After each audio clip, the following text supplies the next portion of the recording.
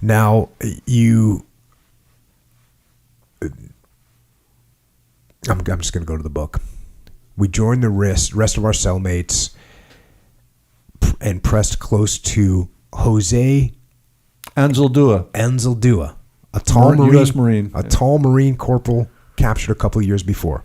He quietly related what he'd gathered from the broadcast. So he was a translator. He was eavesdropping, listening to the radio. He had been a translator. One of the guards was out in the courtyard playing a radio, which they never did. I never heard him. But obviously there was some important news coming. So his guard had a radio out in the courtyard listening, and Jose heard what was said on the radio. And he says it sounded like a peace agreement was signed and the wars ended. And you kind of get that confirmed. Back to the book. That afternoon, we were taken to the courtyard with our fellow plantation gardener prisoners from the cell next door. Film crews stood behind a couple of big old funky cameras set up on tripods. We stood in rows, as instructed, waiting for whatever might come. An order passed through the ranks. Hawk says if it's good news, no reaction, no smiles, no shouting, nothing for propaganda. Yep.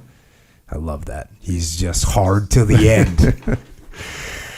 And then Duck, who's the camp commander, he says, he looks up and says, the peace agreement is signed. You all go home.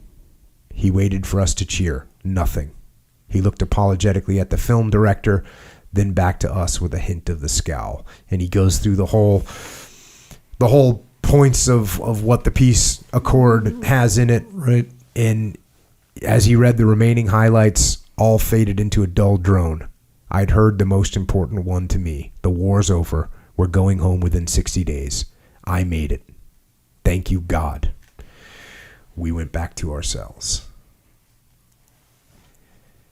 Yeah, that was amazing. Well, Anzaldúa getting the heads up, and then we confronted the guards the next morning, and they denied no, but yeah, then that afternoon we got let out in the courtyard and got the agreements read to us, and what a tremendous feeling. But it was a tremendous feeling, and then stopped just short there because we weren't home yet. Right. And we weren't going to believe it until it happened. You still had 60 days. 60 days, and they actually consolidate other prisoners now. Right. They started doing releases earlier on, and it was supposed to be the longest held and most seriously injured that got out first, and then the releases were going to be spaced out in several groups over a period of 60 days. Back to the book here. After the new group joined us, we'd hear god-awful shrieks in the middle of the night. I thought it might be Ted Gostis, an intelligence officer captured at Hue in 1968. He'd been hung from ropes, denied water, severely beaten for extended periods, bashed in the head with an AK-47, and kicked in the stomach in an effort to gain valuable intelligence he never revealed. Gostis was now a physical wreck who'd been driven to the precipice of insanity, sometimes dangling dangerously over its edge. But it wasn't Ted who was screaming in the night. It was Jim Thompson. Jim kept to himself. He was hard to get to know, but in time he began to open up to me and share some things about himself. He was only 39 years old, and God, he looked like hell. He'd been through more shit for a longer time than any other American soldier in history.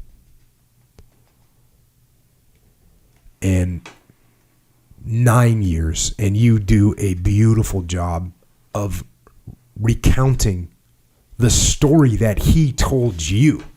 So this is the first person report of what happened. And again, it's an incredibly horrifying and heroic story that everybody needs to read about. And when he finishes telling you the story of what he'd been through up to that point, I'm going back to the book. I looked into his eyes and saw a troubled soul. He'd survived captivity for nearly 9 years, longer than any other American soldier in history. It had taken a lot from him. My God, Jim, that's incredible, I said. He smiled weakly and looked down. Prisoner releases began a few days later. Yeah, Jim is truly an unsung American hero. Most Americans don't even know of him. The longest held American military prisoner of war in history. Most people today don't know much about the Vietnam War anyway. There's not very much taught in our history books or classes. But those who do know something about the Vietnam War, if you ask them who the longest held prisoner was, they will respond Navy Lieutenant Ev Alvarez. Mm-hmm. Lieutenant Alvarez was the longest held prisoner shot down over North Vietnam. He was not the longest held prisoner from the Vietnam War. Jim Thompson has several months more time in captivity than Ev Alvarez. So I don't want to take anything away from Alvarez, but Jim never got the recognition, really. I mean, it's been mentioned here and there, but as far as people realizing and giving him the honor that he deserved, never received that as being the longest held American military prisoner in history. And he's passed away now, regrettably. Well, we will do our best to spread that word on here, and I've actually ordered a book about him. Good.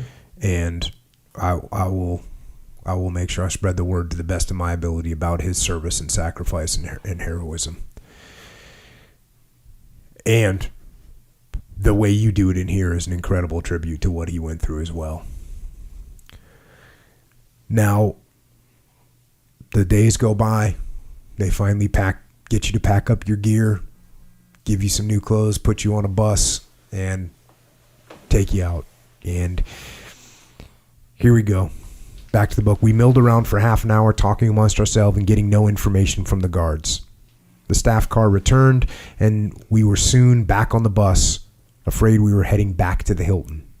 But when we came to a row of derelict hangars, we knew we must be on Hanoi's Gia Lam Airport, used by enemy MiG fighter jets throughout the war. The bus turned at a shabby hangar with a rickety control tower at its side.